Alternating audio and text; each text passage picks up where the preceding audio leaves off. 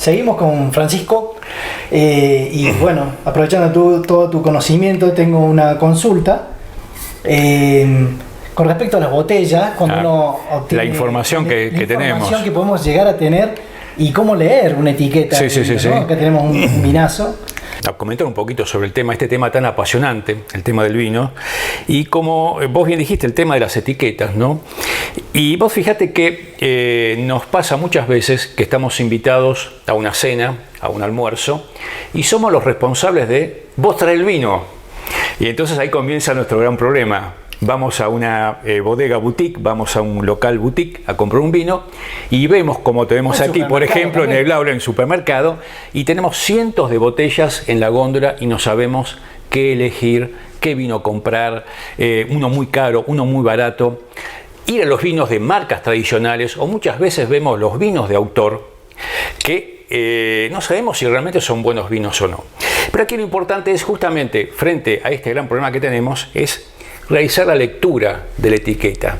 La etiqueta, la que tenemos en el frente, y la contraetiqueta, que realmente nos dan información muy, pero muy importantes, relacionada con el suelo, con el terruño, con la cepa, si es un varietal, un monovarietal, si es un vino de corte. El alcohol, el contenido de alcohol, el azúcar residual, la acidez, o sea, son todos es información importante que va a ser luego a lo que hemos comentado en un spot anteriormente, a las propiedades organolépticas, es decir, lo relacionado con los sentidos.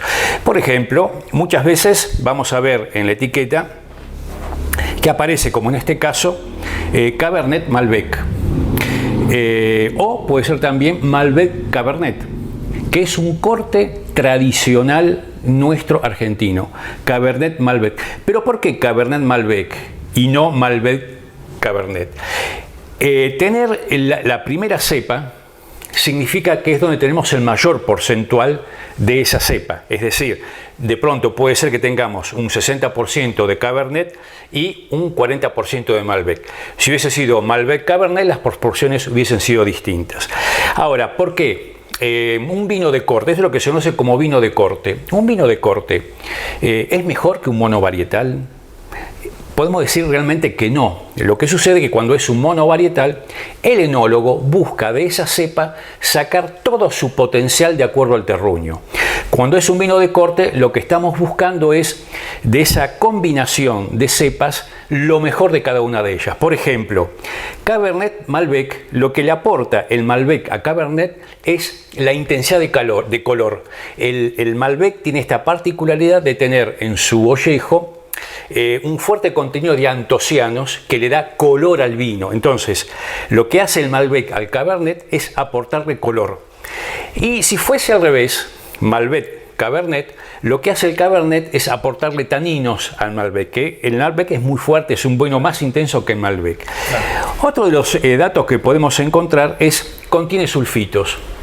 ¿Cuál es el significado de contiene sulfitos? En el proceso de elaboración, para digamos, la conservación del vino, tengamos en cuenta que todos los alimentos, en mayor o menor proporción, contienen sulfitos para la conservación de los alimentos. Aquí justamente contienen sulfitos es para el cuidado del vino. Otro dato importante que podemos encontrar al leer en la botella es contiene derivados del huevo. Eso no es, puede sorprendernos, porque decimos, ¿qué hace el huevo acá en el vino? Sí. Y justamente es para, se agrega clara de huevo para la clarificación del vino. Es decir, en el proceso de elaboración, cuando se obtiene el primer vino que se conoce como vino de gota, para clarificarlo, es decir, para que el vino no parezca turbio, se le agrega claras de huevo. Otro dato importante, por ejemplo, es cuando nos dan información sobre la altura del viñedo. Aquí tenemos permiso. Claro, por ejemplo, un vino de Salta. Exactamente. Tiene el viñedo, aquí lo informa el bodeguero, que está a 2.685 metros sobre el nivel del mar. Realmente, pero tenemos que tener en cuenta, en los vinos es muy importante la amplitud térmica. ¿Qué es la amplitud térmica? La diferencia entre la temperatura por la noche y la temperatura del viñedo durante el día.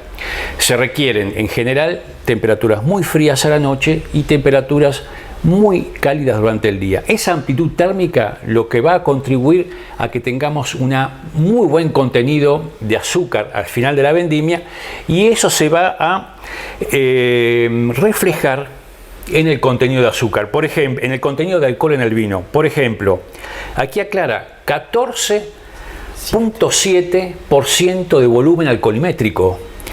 Es en la gama, digamos que arranca del 12% prácticamente del volumen alcoholimétrico, al 15% es un contenido de alcohol muy elevado. Un vino importante, es un vino importante. Lo veo acá, de adentro, gran nevado, espectacular, Malbec Merlot. Y bueno, en base a la etiqueta entonces vamos a sacar mucha información. Mucha información. Que necesitamos como para tener una idea de hacia dónde. Observemos este caso, Malbec Merlot. Así es. Aquí inclusive el bodeguero informa que tiene 90% de Malbec y 10% de Merlot. Podemos decir, para el Instituto Nacional de Vitivinicultura, que este es un Malbec, porque el Instituto Nacional de Vitivinicultura nos dice que si hasta tenemos un 85% de una cepa, podemos considerarla de esa cepa. En este caso, el Malbec es el 90% y el 10% del Merlot. Digamos que ahí la bodega cumple con una información extra, totalmente, pero no necesaria. Totalmente. Podría no decir Merlot, pero lo hace como un... Eso es muy importante, porque muchas veces dice en la etiqueta Malbec, y en la contraetiqueta, o sea, en ningún lugar dice 100% Malbec. Claro. Muchas veces el bodeguero, esto me parece que transmite confianza, seguro, dice Malbec y en la contraetiqueta dice 100% Malbec. Ahora, ¿qué tenemos que elegir cuando tenemos que elegir un vino? ¿Qué tenemos que observar? Está este tema muy importante que es el maridaje. Tenemos en cuenta que el maridaje se refiere a el vino junto con lo que vamos a consumir, junto con la comida, junto con el plato. Algo muy importante, no tiene que prevalecer el vino ni tiene que prevalecer la comida. No compite la comida con el vino, ni el vino con la comida. Se tienen que complementar en los sabores. Eso es lo que se busca con el maridaje. Siempre escuchamos por ahí que los vinos tintos, los vinos rojos van con carnes, con pastas, con cordero, y decimos que los vinos blancos van más bien con aves, con pescados. Muchos sommelier hoy en día son un poco disruptivos con todo eso y dicen: tenés que tomar el vino que más te guste, con la combinación que a vos te guste. En definitiva, es lo que te va a hacer disfrutar de una buena comida. ¿Le pongo hielo o no le pongo hielo? ¿Le pongo soda o no le pongo soda? En definitiva, yo diría, si tengo un muy buen vino como este, degustarlo, una buena copa, detenernos, es importante esto, el ritual de descorchar la botella, servir el vino en una copa y empezar a disfrutar, buscar en los aromas, los sabores. Muchas veces nos dice el enólogo, el sommelier, los sabores en boca, sabores a, por ejemplo, frutos rojos. Eso es una experiencia sensorial que se adquiere con el tiempo. Es importante para adquirir esa experiencia sensorial empezar a observar el vino en la copa, sentir los aromas, tratar de discriminar los sabores. Es muy subjetivo, porque probablemente, Fernando, vos tomes este vino y me digas que le sentí sabor a peras.